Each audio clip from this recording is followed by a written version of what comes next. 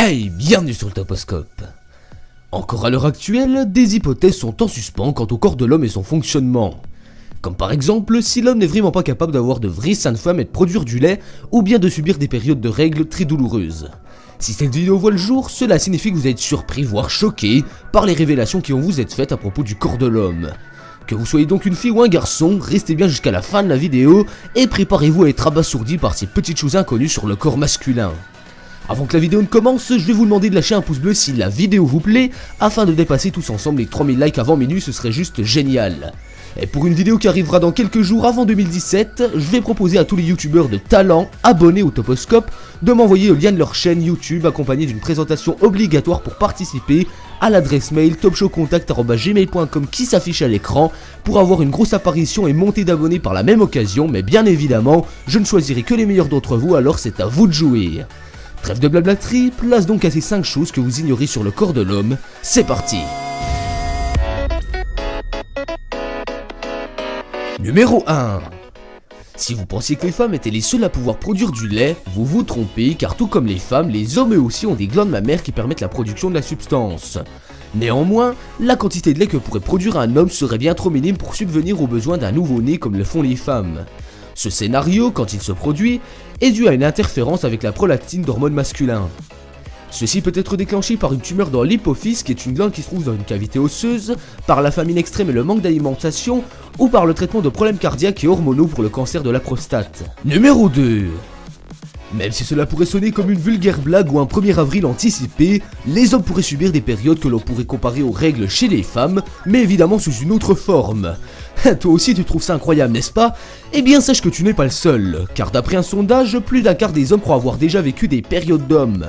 Le sondage consistait à leur demander si dans leur vie, il leur était déjà arrivé d'avoir ressenti des douleurs semblables aux symptômes prémenstruels, ce à quoi 26% des interrogés ont répondu oui, aussi fou que cela puisse paraître.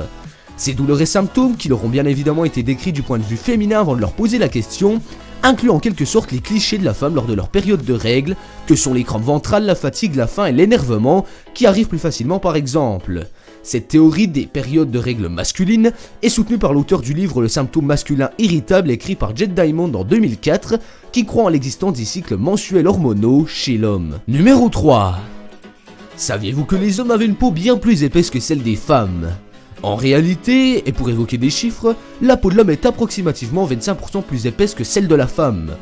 Plusieurs médecins reconnus internationalement s'efforcent à expliquer que les hommes et les femmes ont même des peaux différentes qui au cours de leur vie évolueront de manière inégale. Par exemple, la peau d'un homme réduit progressivement tout au long de sa vie avec l'âge, au contraire de la femme qui elle, jusqu'à la ménopause, conserve une épaisseur de peau qui est tout le temps la même. Mais passé cette période de ménopause, la peau cette fois-ci commence elle aussi à réduire progressivement comme chez l'homme. Numéro 4. En règle générale et dans la plupart des cas, même autour de vous, les hommes sont plus grands que les femmes et c'est prouvé. Mais dans les exceptions ou quelques cas où la femme est à taille égale d'un homme quelconque, il a été constaté dans la quasi-totalité des cas que les hommes avaient de plus grands pieds que les femmes auxquels ils étaient confrontés. Pour expliquer cela et prouver que cette règle est générale, les femmes ont encore une fois dans la plupart des cas des chevilles plus courtes, des jambes moins courtes, etc. Numéro 5. Une étude a montré, après énormément d'analyses, que beaucoup d'hommes auraient plus tendance à utiliser la partie gauche de leur cerveau plutôt que la droite. La partie cérébrale gauche correspond en réalité à celle de la logique et de la responsabilité. Les femmes, elles, ont plutôt tendance à répartir de manière égale leur utilisation de l'hémisphère droit et gauche du cerveau. Bien que les hommes aient des cerveaux environ 7 ou 8% plus grands que les femmes, ces dernières ont un plus grand callosum qui est une commissure transversale du cerveau permettant de relier les 4 lobes entre eux. Ce qui signifie que chez les femmes, les données, quelles qu'elles soient, sont plus vite transmises de l'hémisphère droit à l'hémisphère gauche du cerveau que chez les hommes. Et chez la jante masculine, les liens de transmission sont quant à eux plus renforcés entre les régions avant et arrière du cerveau. C'est pourquoi, par cliché peut-être maintenant par logique, que les femmes sont plus multifonctions que les hommes et parviennent à faire plusieurs choses à la fois plus facilement que les hommes.